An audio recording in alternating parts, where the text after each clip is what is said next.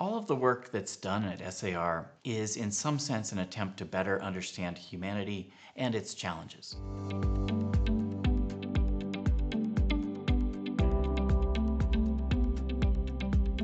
My name is Paul Ryer. I'm the Director of Scholar Programs at SAR.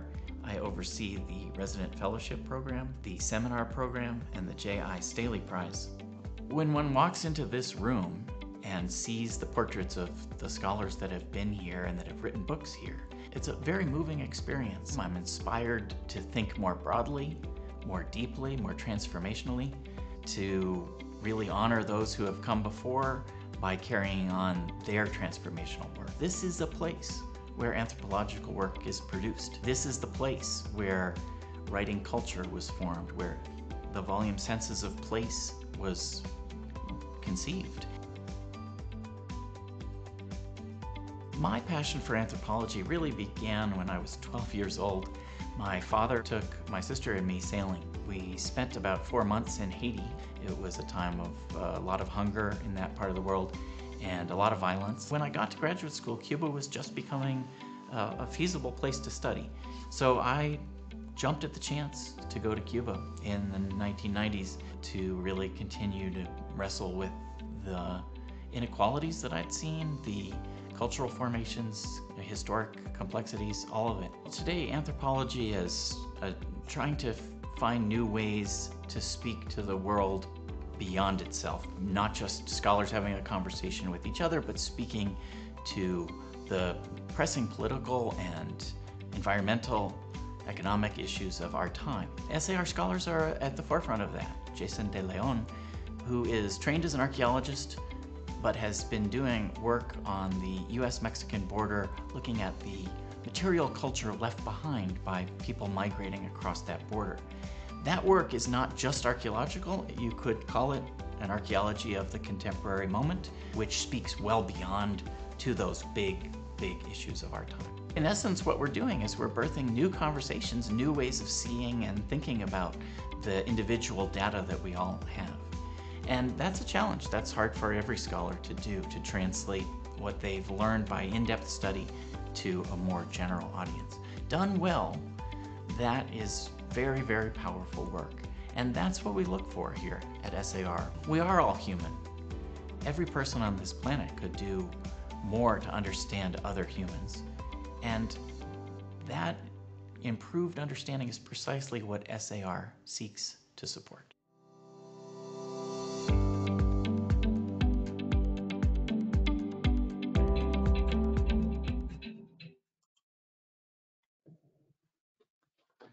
Hello, I'm Michael Brown, president of SAR. It's my great pleasure to introduce today's program, which is part of our SAR Impacts series, a program that highlights SAR scholars and artists through short profile videos and online conversations, specifically for our members.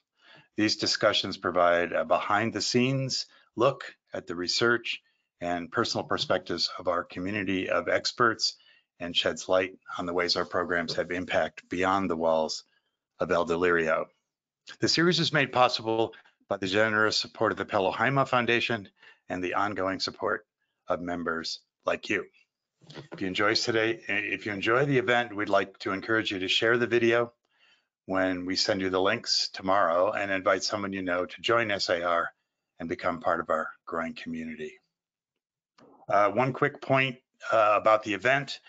We will be able to take questions towards the end. Paul will be talking about his work, and then we'll have a conversation about the Scholar Program and other aspects of his work at SAR.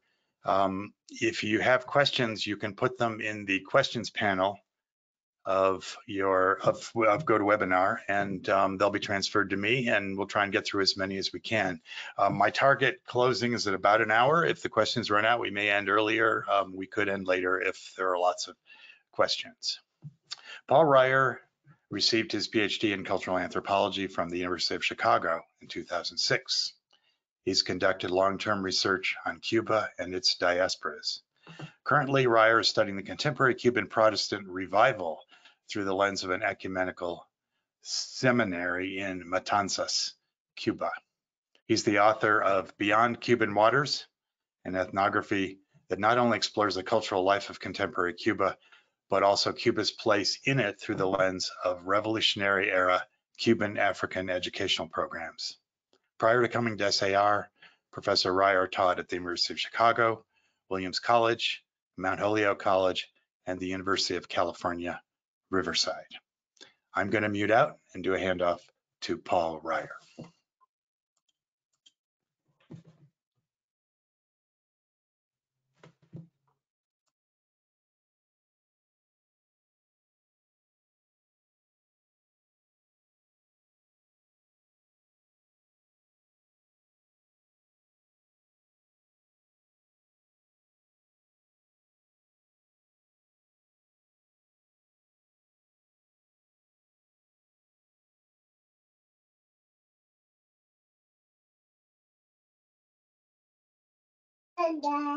Paul, your microphone's not on.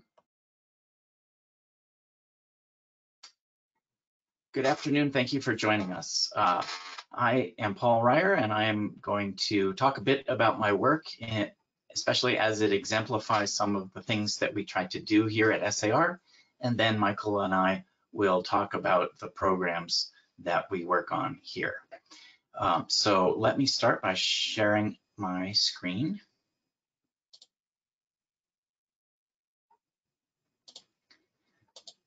Okay.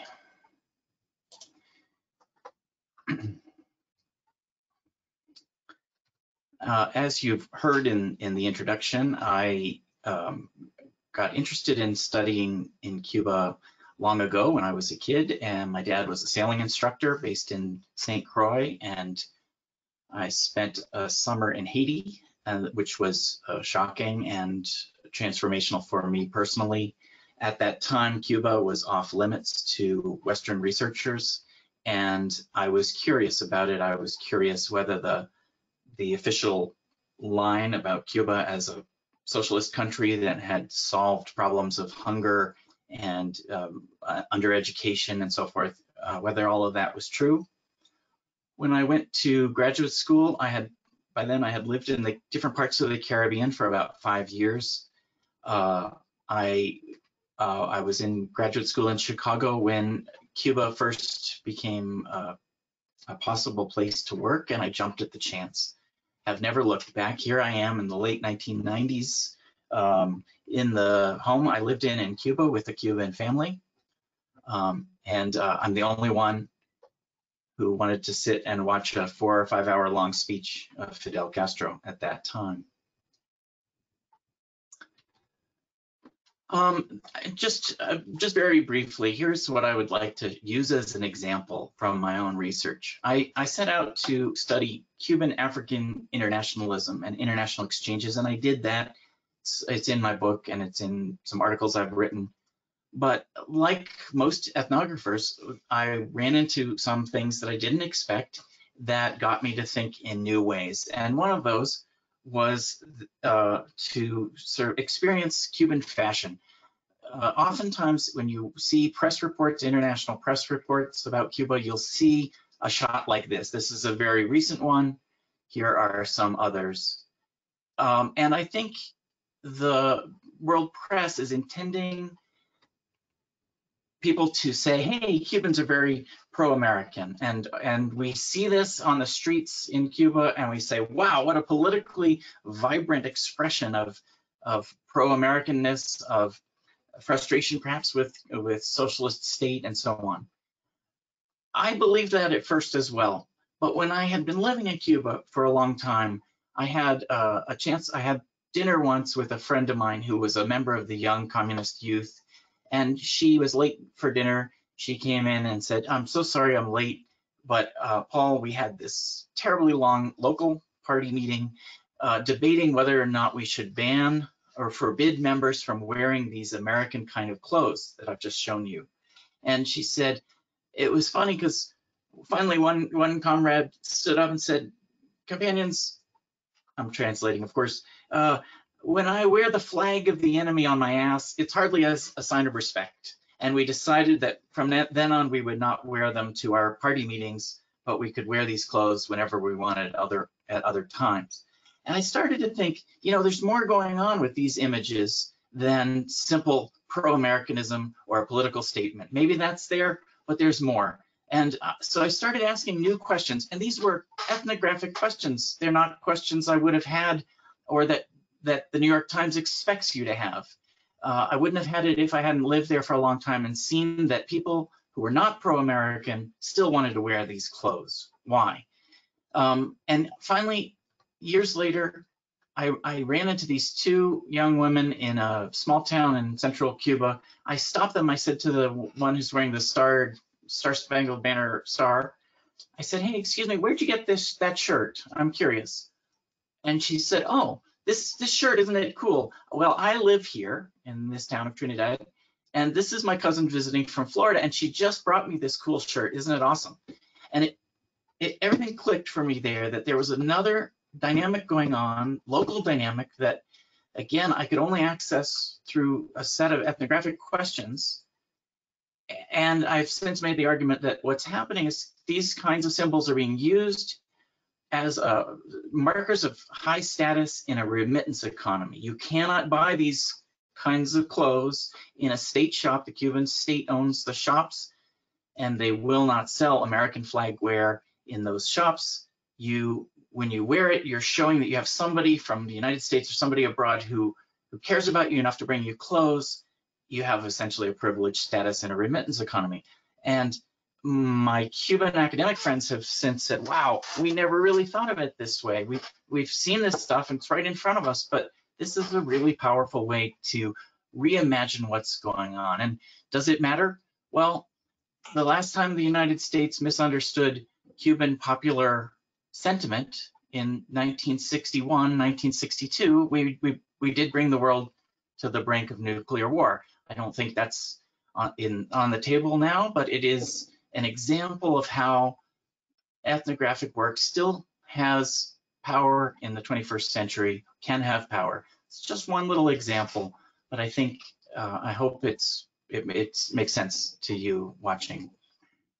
So there's an example from my own research, ethnographic research. I believe that anthropology is more than simply ethnographic research, going somewhere, writing down what you see. I think that we have to do more, that is, as well as the methods that we use. And of course, those vary by subfield, archaeological methods, cultural, linguistic methods, and biological, anthropological methods.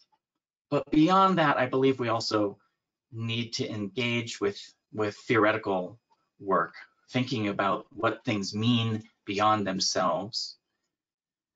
Okay, so anyway, Michael already mentioned that I'm now working on a project with a Protestant revival in Cuba. It has not been very studied. There are a lot of projects working on Afro-Cuban, African-inspired religious practices, but there are 1 million or more Cubans who are part of this Protestant revival, and I have a lot of connections to it for family reasons, and have been able to start working on this. This will be my next book project.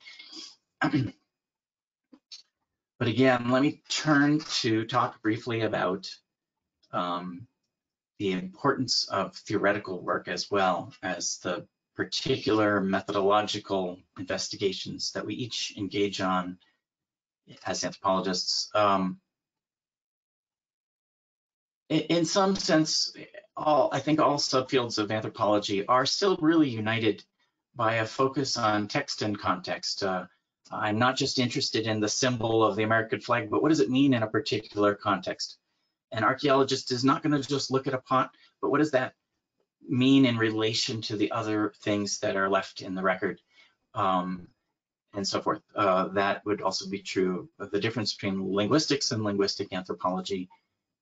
Biological anthropologists will look at bones in some sort of context or matrix. We've seen that with the seminars this year, with the colloquia this year. I think, though, that any study that we want to engage in, we want to see that people are doing more than just an exposition of a particularity. We want to see a focus and an attempt to reach beyond the study itself towards its wider import? And how might that study then transform our wider theoretical understandings of the world? Here's a little example that just feels very current. Yesterday, maybe some of you were watching the inauguration of Joseph Biden and the moment in which the sort of show was stolen by our new junior or young poet laureate, Amanda Gorman. And there was a moment in her poem where I suddenly sat up and said, she is referencing some anthropological ideas very deliberately. Here's one moment in the poem where I heard her referencing a set of distinctive anthropological theoretical ideas. And I later did a little quick research and found that she actually mentioned the book that I thought she was referencing. And so sure enough, she must have read this in college. I think she may have been studying with Professor Ralph, Professor Trujillo's student, colleague of mine. And so here is the book, a book by one of my professors from graduate school and my mentor in many ways, Michel Trujillo, who is a Haitian anthropologist who unfortunately has passed too early.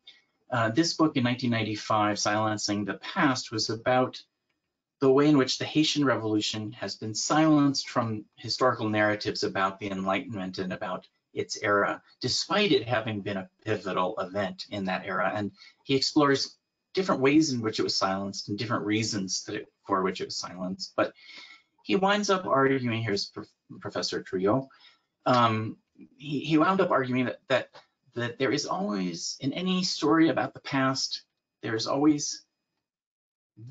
always the interests and horizons of the writer.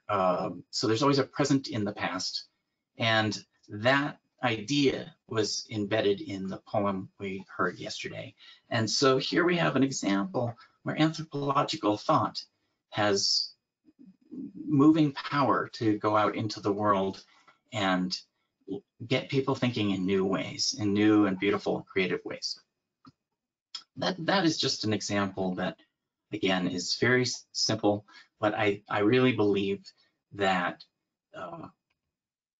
anthropological work, the kind of work we do here at the School for Advanced Research, is just as relevant or more relevant now as it ever has been, that we are long beyond the idea that our job was to investigate the quote unquote primitive, that what Professor Trujillo called the savage slot.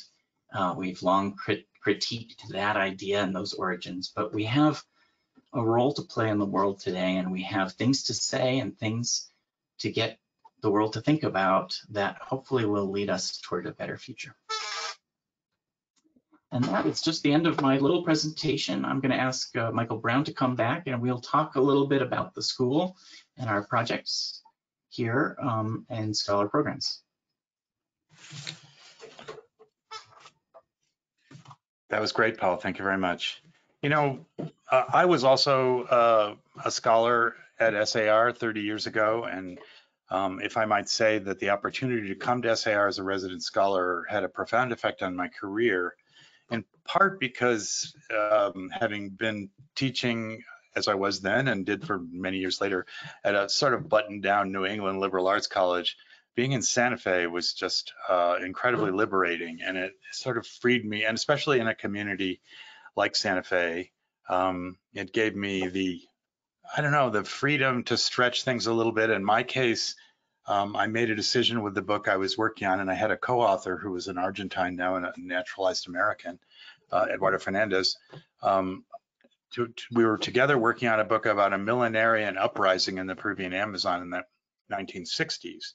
Now, as Paul was saying, sometimes these somewhat abstruse topics have greater significance. And as it happened, Eduardo and I were working in Peru at the time. The Shining Path was essentially the dominant political and very destructive political force in Peru, which made our field work occasionally interesting. And I did one interview at gunpoint.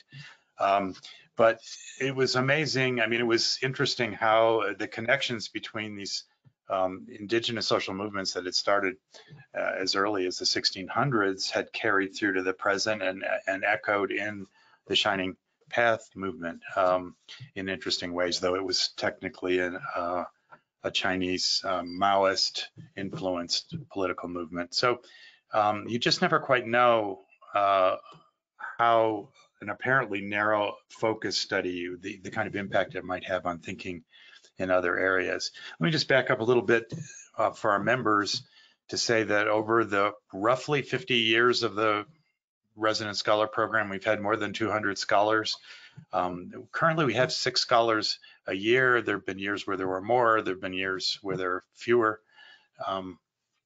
And when you look at the impact of our fellowship on the careers of those scholars, you really can see why many of them are so loyal to this institution, even though they may have only spent 9 or 10 months here many years ago. And obviously the fact that I'm here now says something about my commitment to the institution and my gratitude for the impact that it had on my professional life so long ago. About half of our scholars fellowships are funded by outside agencies, currently 2 by the Mellon Foundation. We have 2 Latinx, Latino studies positions. We're now in the 5th year of that program. We hope to continue. 1 by the Pelham Foundation, which is a local foundation primarily, and we're very grateful for their support. But in the past, we've also had support from the National Endowment for the Humanities and other philanthropic organizations. We'd like the program to be bigger, and we're working really hard on that. But one thing we can say is that we probably have the most diverse array of scholars in terms of ethnic commitments and so origins of any research program like it in the country. Currently, about half of our scholars are scholars of color. In some years, it's actually a higher number. So that's something that we're proud of and something that we continue to be committed to. Finally, just as Paul said, when we look, the positions are extremely competitive. I don't have the exact number for this year. It's over 170 applications, correct me if I'm wrong, Paul, for 6 positions. So it's about a 3% acceptance rate. And there are other constraints on the seniority of the people depending on the nature of the fellowship.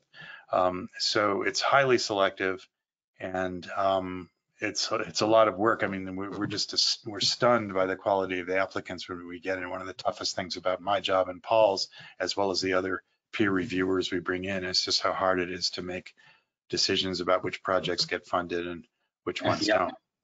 No, absolutely.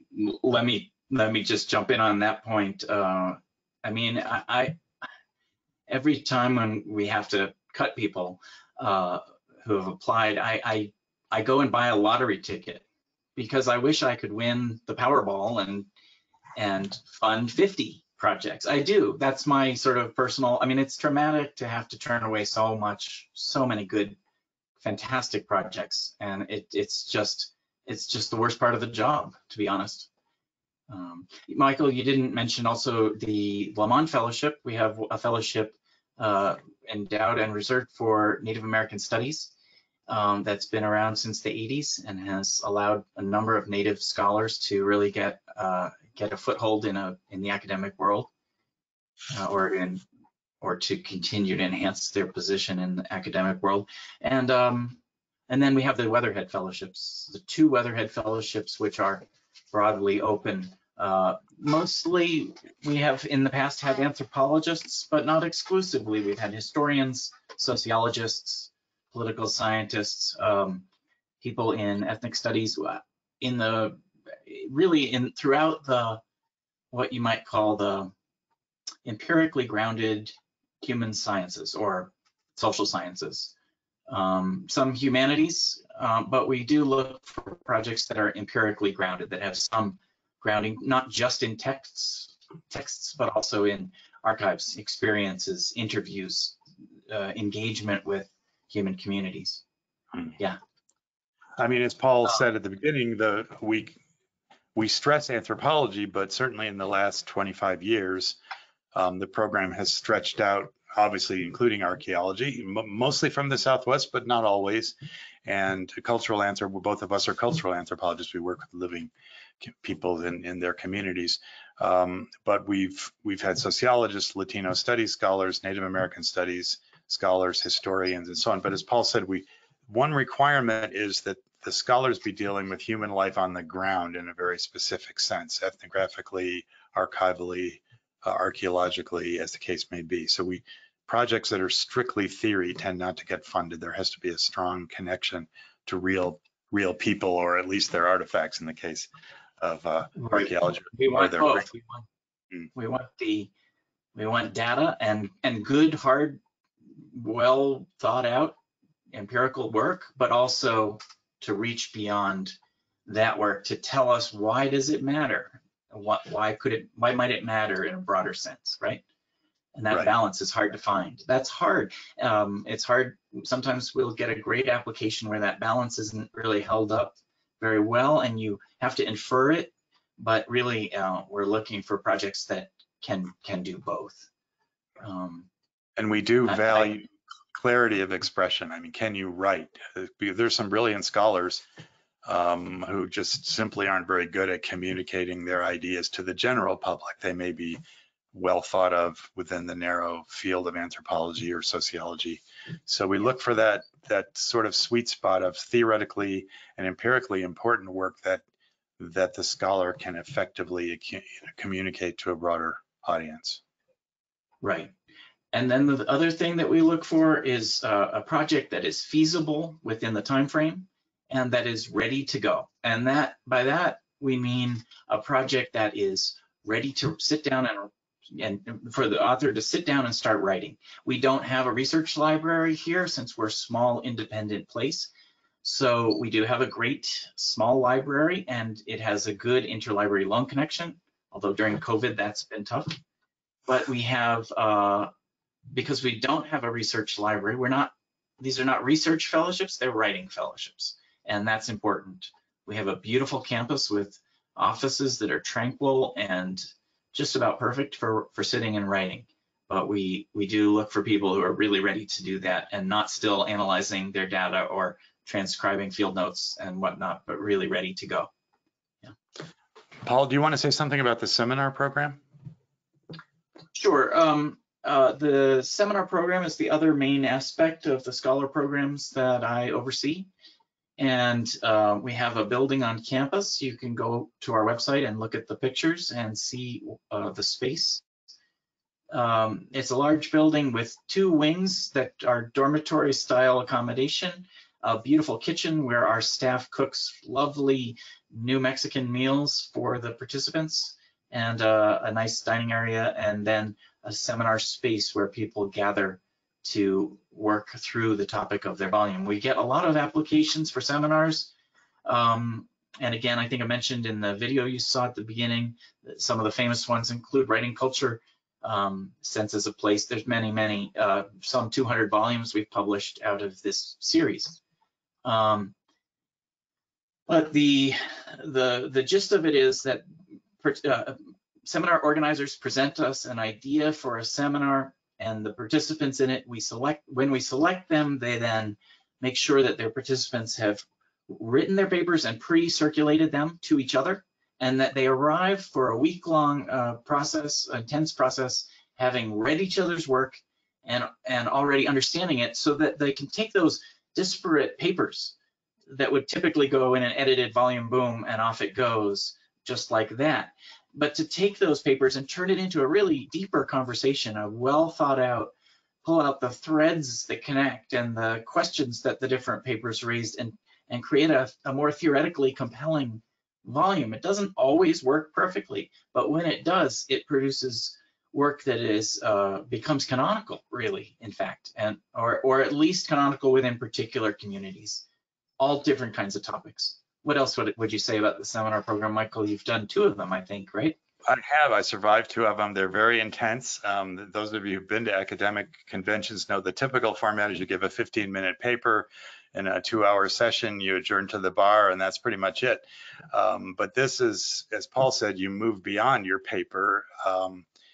And in fact, one of the interesting, I was in one seminar where we had to present somebody else's paper, which is a really fascinating, kind of discipline. You really have to stretch. So suddenly you're putting yourself into the thinking of your colleague and you're doing your best job to present her perspective as you can. And then of course, she or he would get to respond to it. But it means you just move past the quick performance art of academic presentations into a much deeper conversation. And but they are exhausting.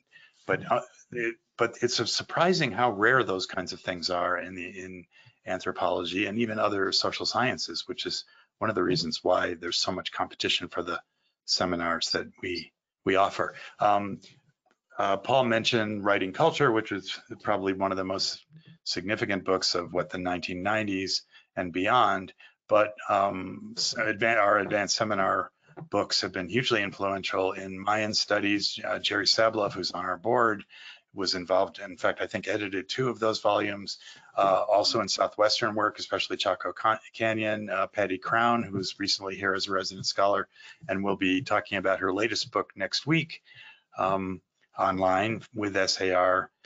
Also, as is very prolific authors, contributed to the advanced seminar scenes, but we're also moving into areas like Latinx studies, Native studies, and so on. And we still, the fact that we still have an academic press, I mean, let's just say when I arrived here in 2014 and actually had to look at the financial spreadsheets, I said, why is anybody in this business?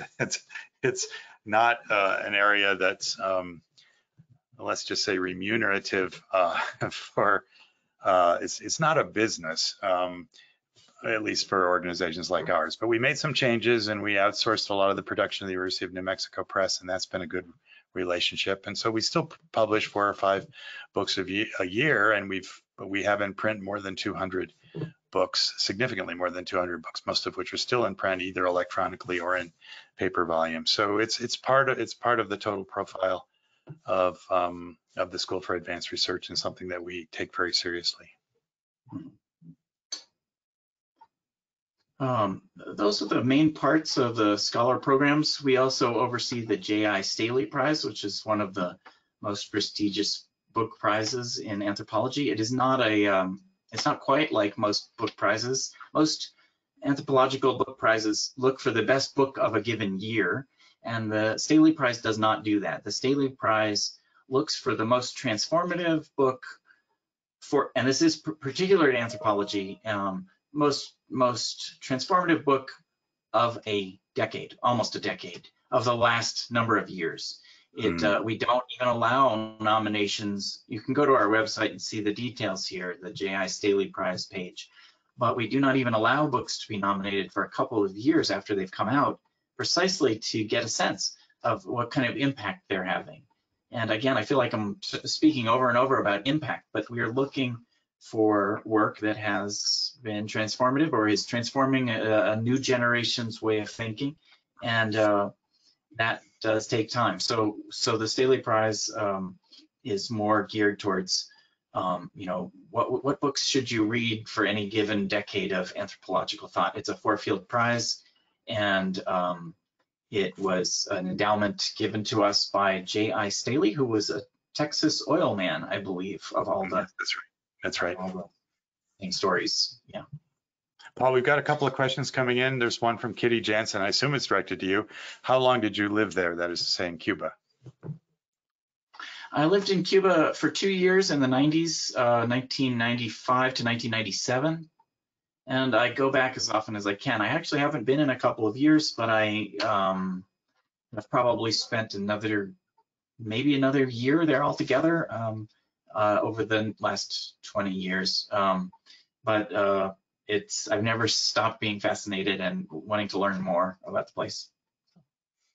There's another question from Shirley Fisk. Hi, Shirley. She says, I've been to Cuba several times since President Obama was able to open up cultural exchange travel. In talking to people there, I was struck by the profound effect that the island felt when the Russians left in the early 1990s. People talk about the difficulty to get food to survive. Were you there at that time? Did you feel that contraction of support as well, or have you seen long-term effects? Could you say a little about that? Oh, sure. I could go on for forever. So Michael, ring the gong on me, on this. But I was there during what they call the special period, and when I was first in Cuba to set up my research stay in 1994, it was right at the time of the Balsero crisis, when the rafters came across and Bill Clinton put them in Guantanamo Naval Station, and that was an unbelievable time. It was really tough. My field work was really tough. It was there was often no electricity and no transportation through the city. Food was hard to find.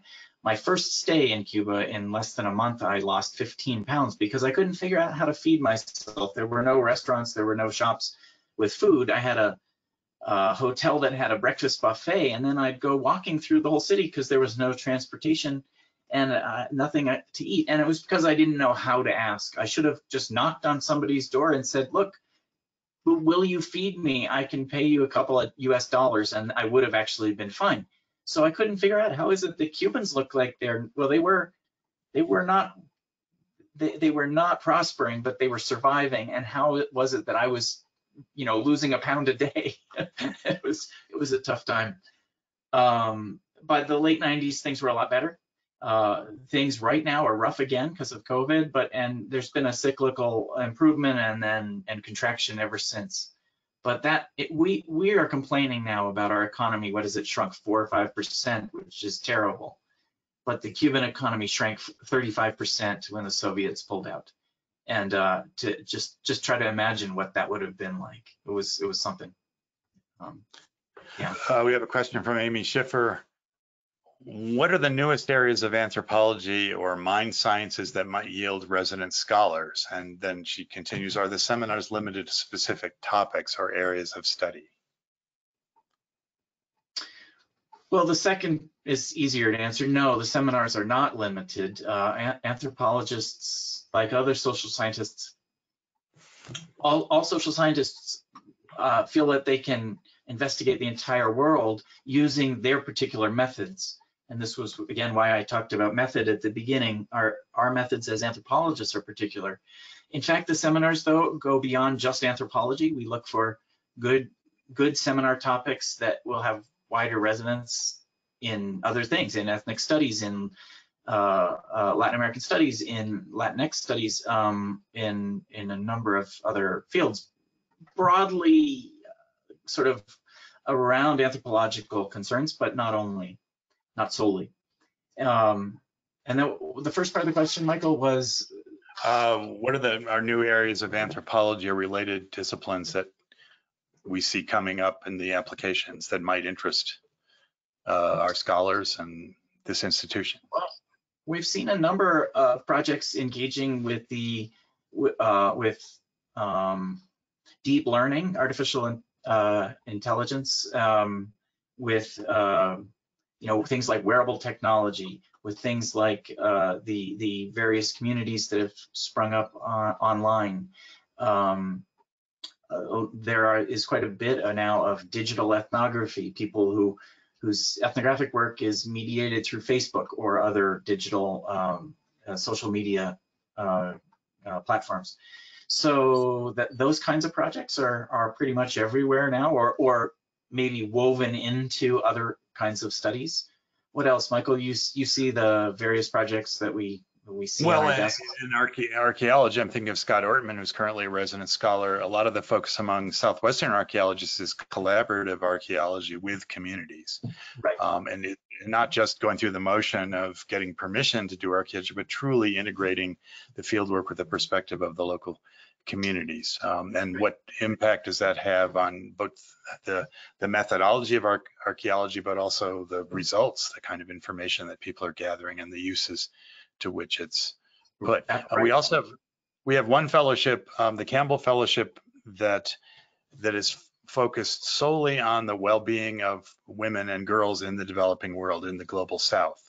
And so the requirements for that, and we've only had one, we had a second one that involved women from Guatemala that's had to be postponed because of COVID.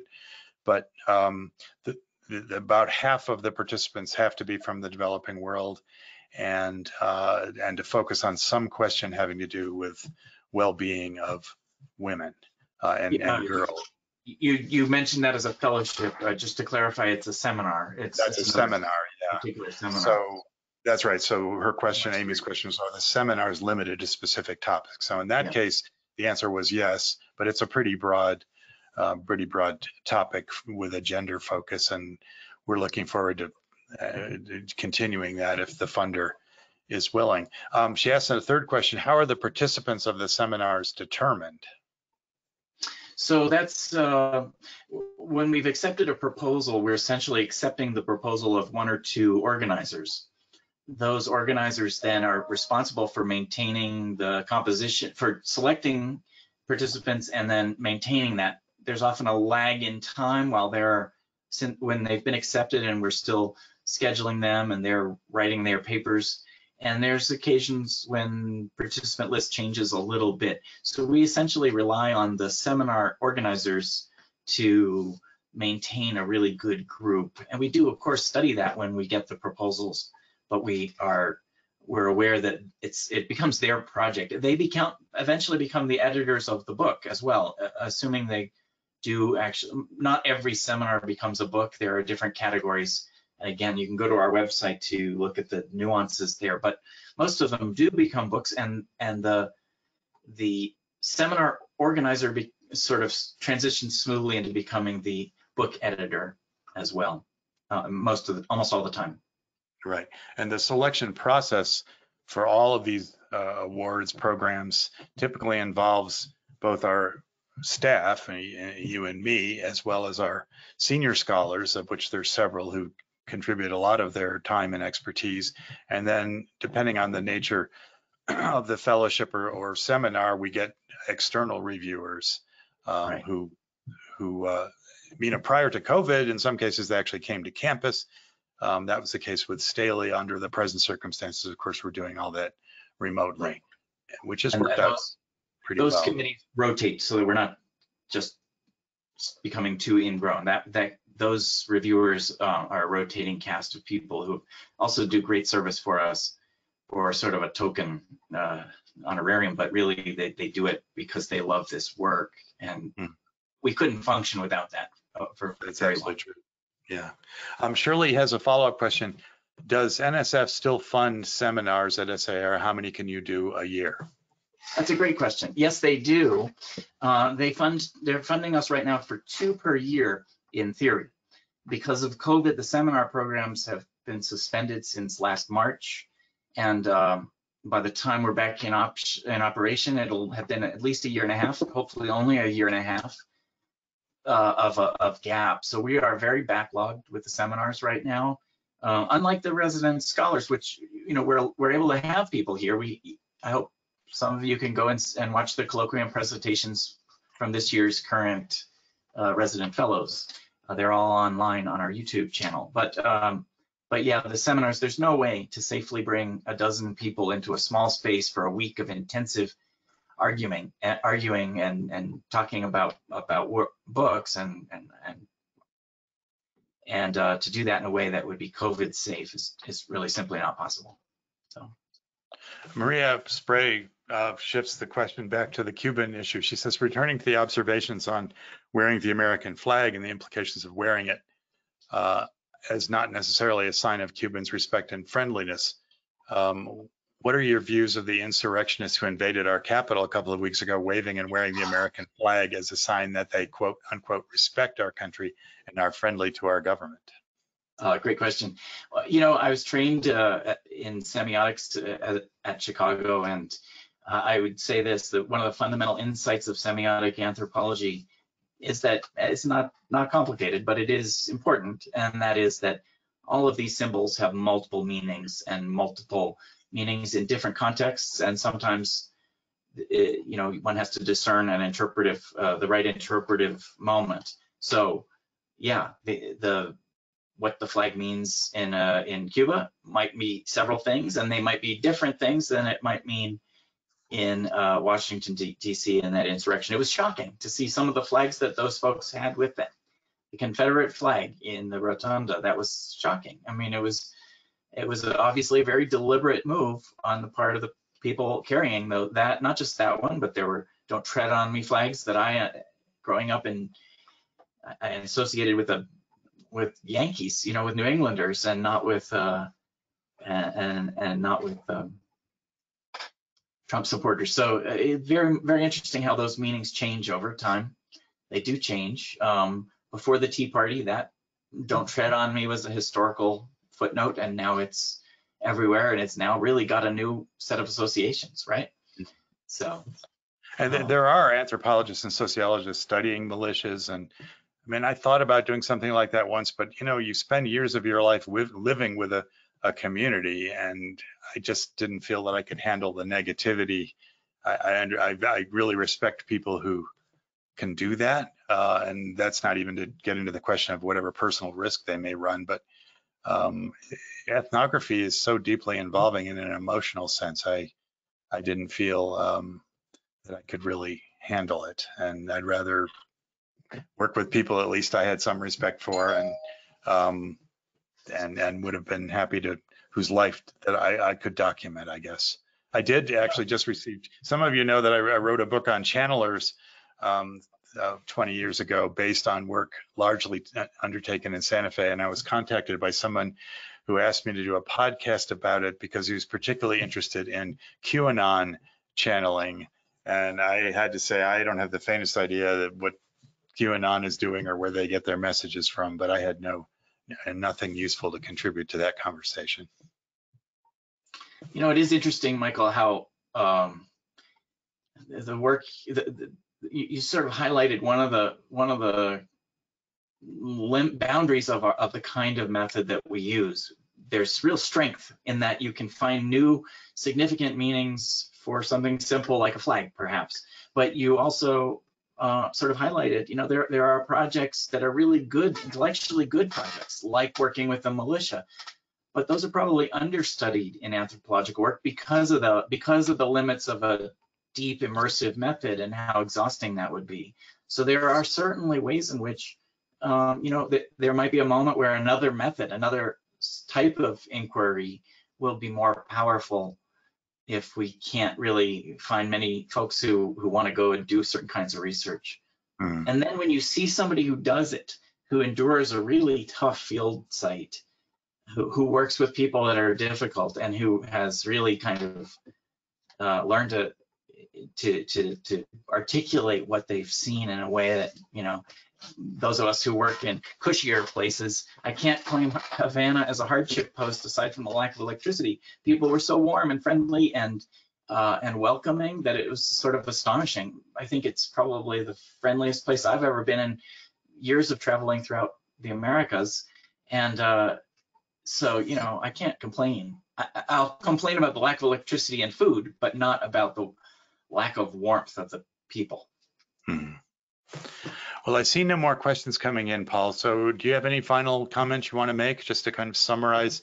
I mean, you're now the pivotal person in terms of keeping our distinguished and long-lived academic programs afloat and maintaining and improving their quality.